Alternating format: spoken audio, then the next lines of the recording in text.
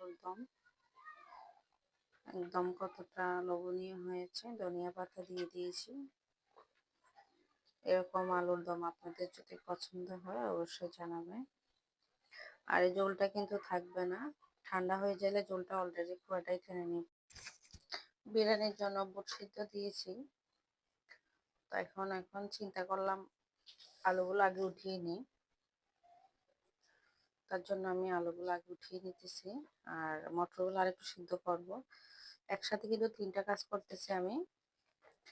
নিচে ডাল সিদ্ধ দিয়েছি, ডালের উপর আমি আলু এবং মটর সিদ্ধ করতেছি। আর এটা বিরিয়ানির জন্য মটর। আলুটা আমি রান্না করব, আলু ভুনা করব। যেহেতু ঘরে অনেক তরকারি আছে, খাইসারা, ফুলকপি, মাছ ভাজি, অনেক তরকারি রয়ে গেছে। তার জন্য আমি আলু ভুনা করব আর আজকে বিরিয়ানিটা করব। তো বিরিয়ানির জন্য মটর সিদ্ধ দিয়েছি। একসাথে আমার 3টা কাজ কিন্তু হয়ে গেছে। তো আপনারাও চাইলে এইভাবে কিন্তু একসাথে 3টা কাজ করতে পারেন। যাদের এক চুলা তাদের রান্না করতে অনেক দেরি হয়, আমি যেটা মনে করতেছি। তো আমি কিন্তু একসাথে 3টা কাজ করে নিয়েছি। আপনারাও চাইলে কিন্তু এভাবে একসাথে 3টা কাজ করতে পারেন।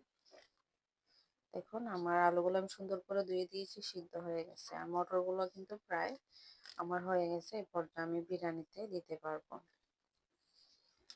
বেশি হতে হবে না, জাস্ট এরকম হলেই হয়ে যাবে। আমার মটরগুলো সিদ্ধ হয়ে গেছে। একসাথে আমি 3টা কাজ করেছি। এই দেখুন নিচে ডালটা কিন্তু হয়ে গেছে, গলে গেছে। আমার মটরগুলো সিদ্ধ হয়ে গেছে। এই দেখতে পাচ্ছেন মটর সিদ্ধ হয়ে গেছে। অনেক গরম।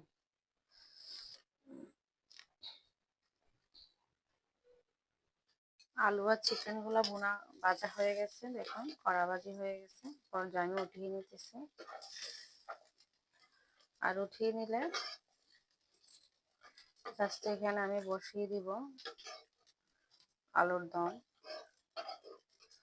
আলুর দম ভাত দিয়েও খাওয়া যায়, রুটি পরোটা দিয়েও খাওয়া যায়, লুচি দিয়ে খাওয়া যায়, যে যেরকম মনে করেন সেইভাবে খেতে পারেন।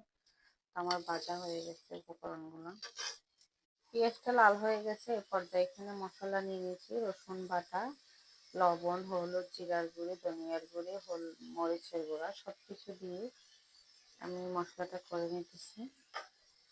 মশলাটা কষানো হয়ে গেলে তারপরে এখানে আমি আলুগুলো দিয়ে দিব।